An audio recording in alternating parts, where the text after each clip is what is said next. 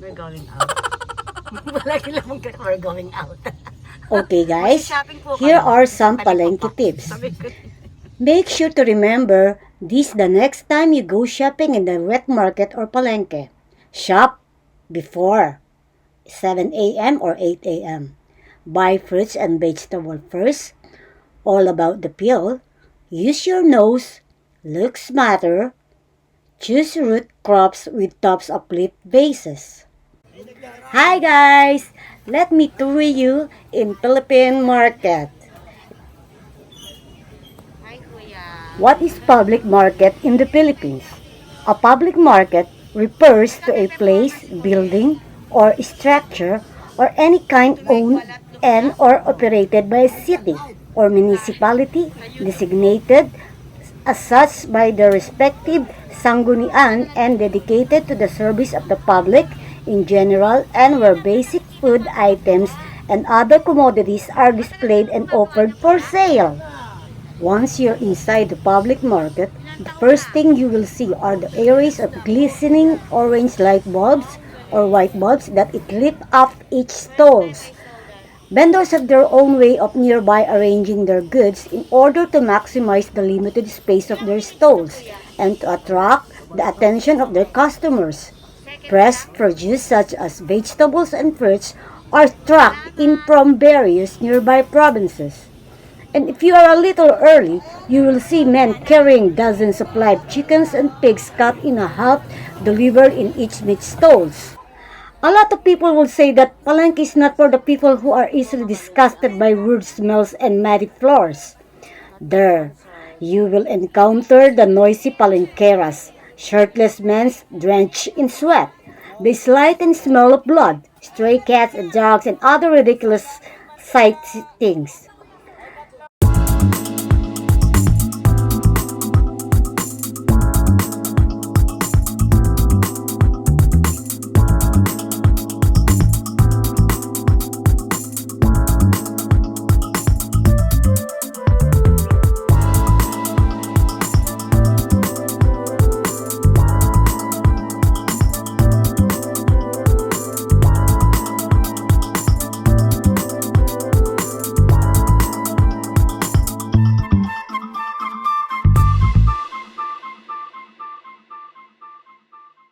Ate, padagdag pa ako Mr. Gulaman.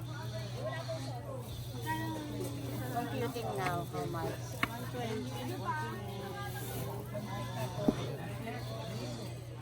In a public market, one has to endure all kinds of extreme conditions.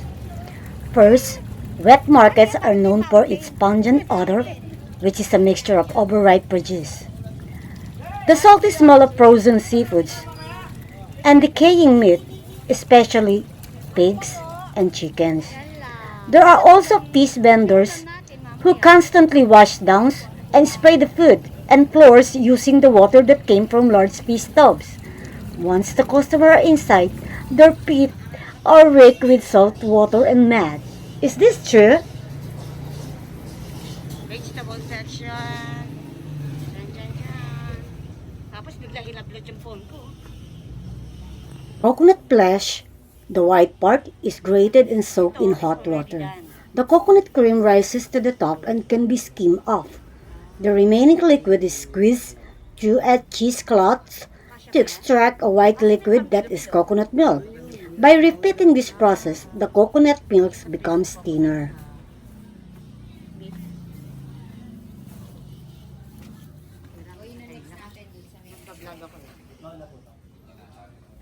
Filipinos use coconut milk as an ingredient in their dishes.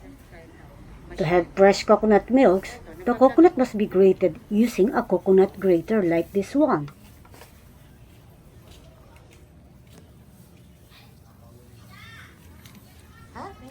Just don't forget, before you go to a palengke, shop before 7 a.m. New produce are usually delivered to the market before 6 in the morning. Shopping early will ensure that you'll buy the newest and fresh stocks available.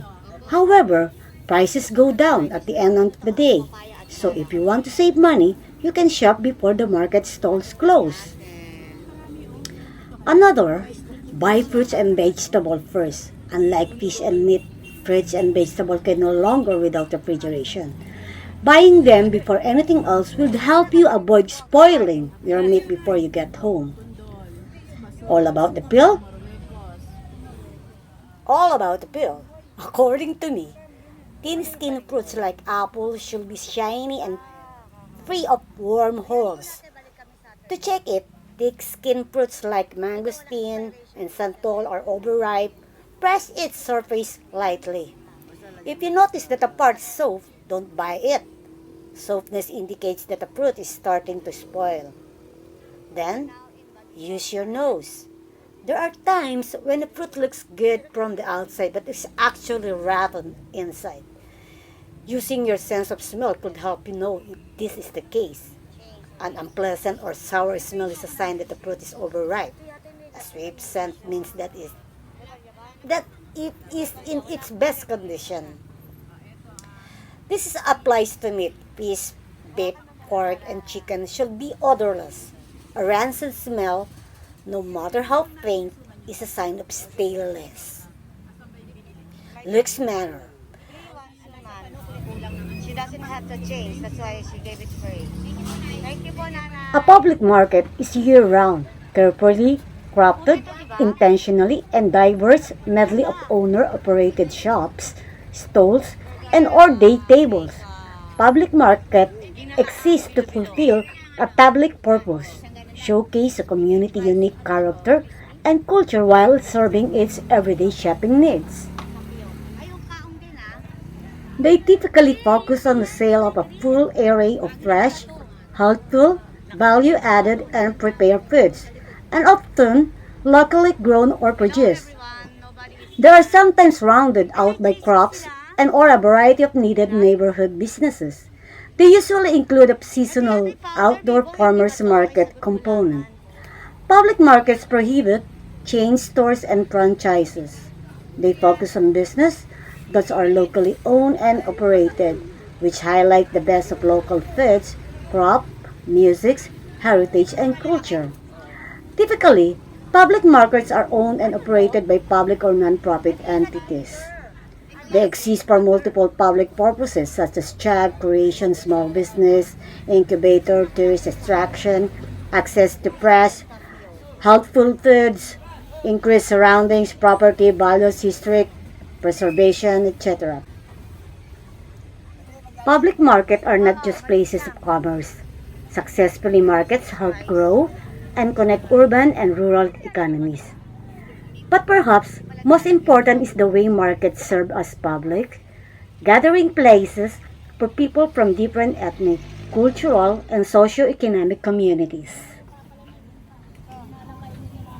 And here's another tip: what to look for when picking fruits and vegetables. Bright color, after you check for bruises, blemishes, and pests, harder to see on vegetables like cauliflower and cabbage, so double check it. Look for fruits and vegetables with the brightest, most inviting colors. Heavyweight, firm but not hard, fragrant aroma.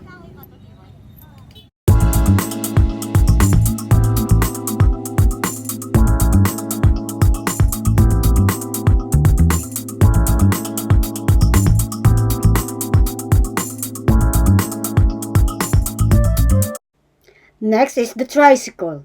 The tricycle is a three-wheeled gasoline-run motorized vehicle.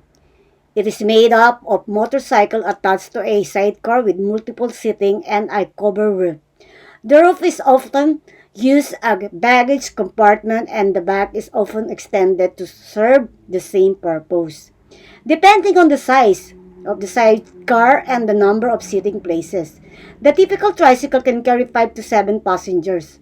In provinces and small towns where road regulation is less strict, overloading is common and trikes can sit as additional 4 passengers.